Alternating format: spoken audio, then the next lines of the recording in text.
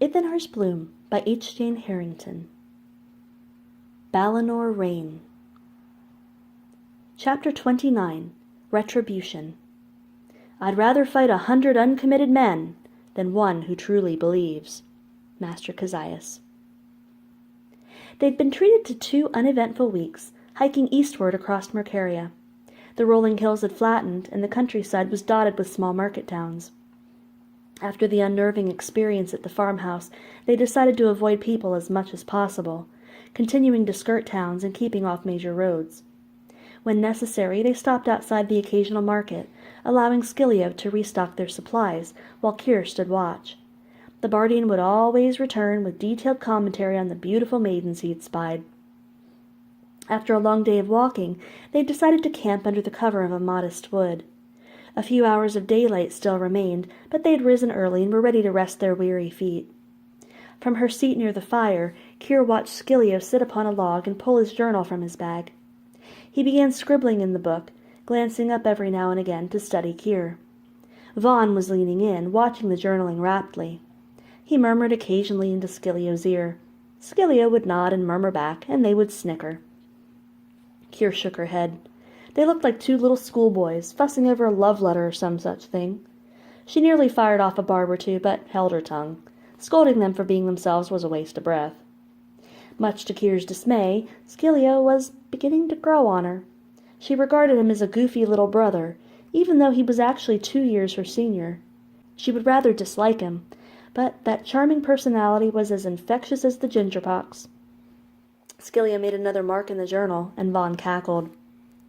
Keir could take no more of the juvenile behavior. She strode over and snatched the book. "What in the wench and furies is so funny, you inveterate rake?" Scilio protested her piracy and grabbed for the journal, but Keir held it aloft and shoved his face away. She scrutinized the open page, which displayed a caricature of a person in a scruffy hat. The comically penciled figure, appearing to be a woman, brandished a sword in an exaggerated pose, and boasted a large and emphasized scowl across her face. By the figure's attire and vambrace, the identity was plain as print. Scilio met Vaughn's gaze out of the corner of his peeper, and they shared a wincing match. They likely expected her to spit nails. "This doesn't look anything like me," Keir huffed. "My eyes are nowhere near that big. My sword ain't that long, and that mouth. I thought you said you were a creative. I'm kind of disappointed, Ponytail." She snatched the graphite and began a sketch of her own on the next page. Dodging the occasional swipe from Scilio's hand as he tried to retrieve his stolen pencil, she quickly drew a primitive sketch of 2 figures seated on a log. One sported an exaggerated cloak, a long ponytail, and starry eyes, hands clasped beside the cheeks in dramatic pose. Hearts floated above the effeminate figure's head.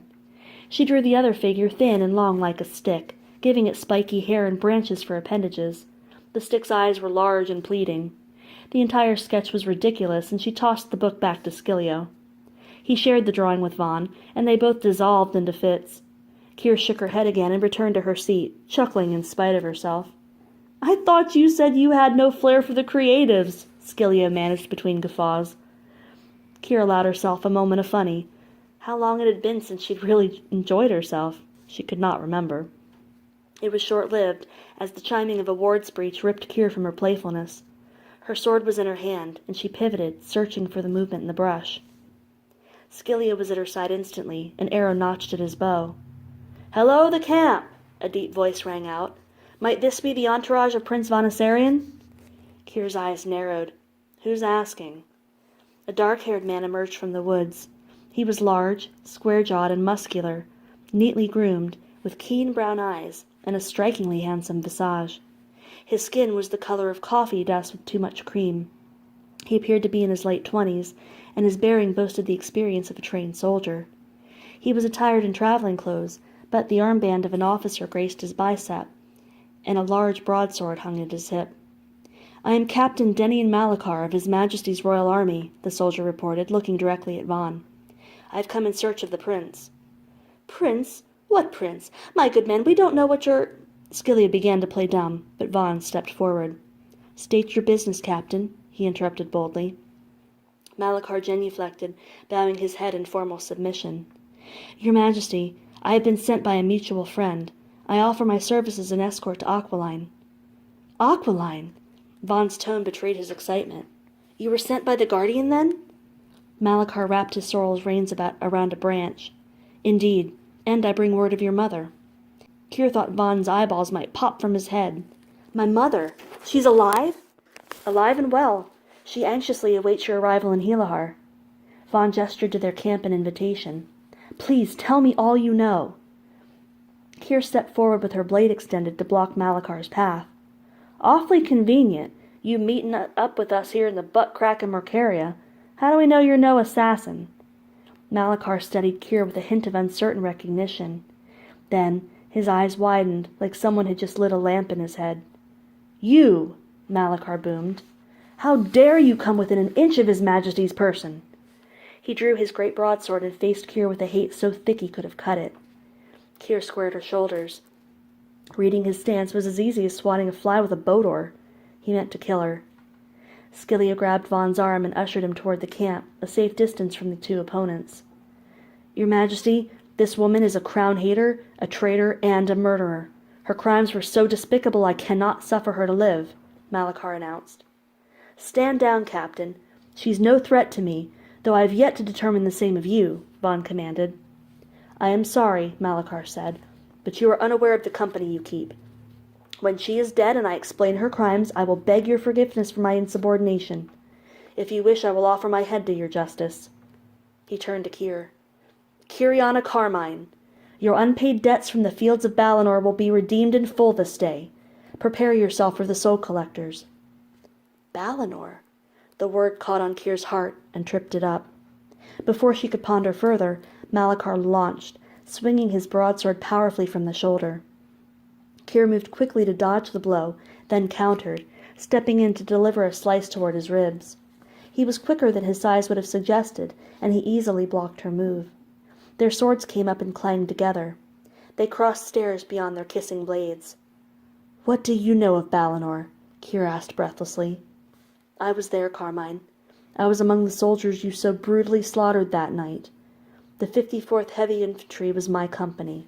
They were my friends, and you rent them asunder like bits of flotsam on the sea, Malachar spat, pulling back from their impasse. He yanked the collar of his shirt down, partially revealing a finger's-wide scar running down his chest.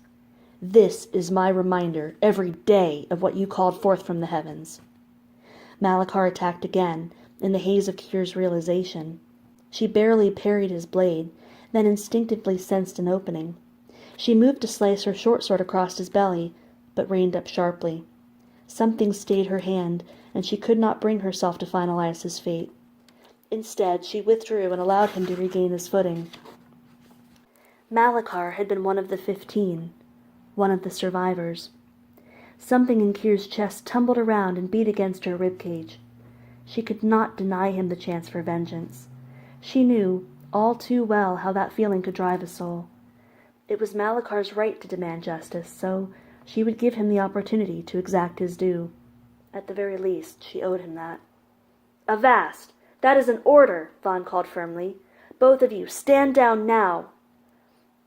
As Kier chanced to glance back to Vaughn and Skillia, she stood on the rickety bridge between her old life and her new one. She couldn't drag her old baggage across without the boards giving way.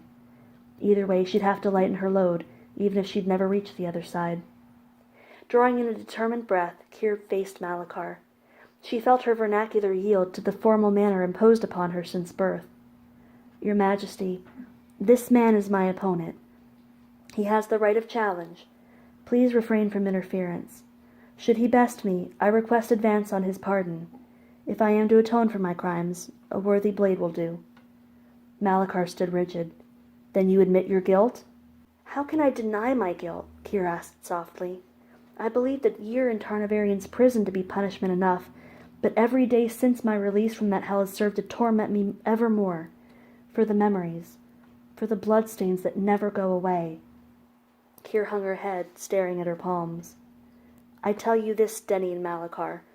I have spent every waking moment of my life since Balinor cursing that damnable day. I know you cannot grant forgiveness, and I do not ask it. Only the gods know who will emerge victorious here, but death will claim one of us. For what but death can ever deliver us from the horror that was Balinor? Kir positioned herself in a battle stance. She was ready to die, had been praying for it and even seeking it. She was not strong like her namesake. She could not wish herself to wander the world for 100 years in self-imposed torment. Rather, she longed for death, for the sweet release from the misery of the world. Tarnavarian rotted in his grave, and there was no longer a reason to continue. An unbidden recollection teased her awareness. Vaughn and Scilio, seated upon a log, rolling with unbridled laughter. A moment of pure, unguarded merriment. She hesitated. Perhaps there was something worth living for after all. But Kir had accepted Vaughn's guardianship as the means to a worthy demise, and the plate was being served before her. She could not so easily push it away untouched. Malachar regarded her profoundly, then nodded and raised his broadsword to the ready. By Noma's honor. The opponents stood motionless for several long minutes, sizing each other up. Kir didn't hear the pulsing drums beating in her ears for her concentration.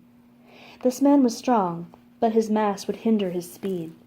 He would rely on the sheer power of his arms and the size of his broadsword to down an enemy in one crushing blow. Malachar's stance was one Kir had seen other soldiers use before, but there was something more in his position that bothered her.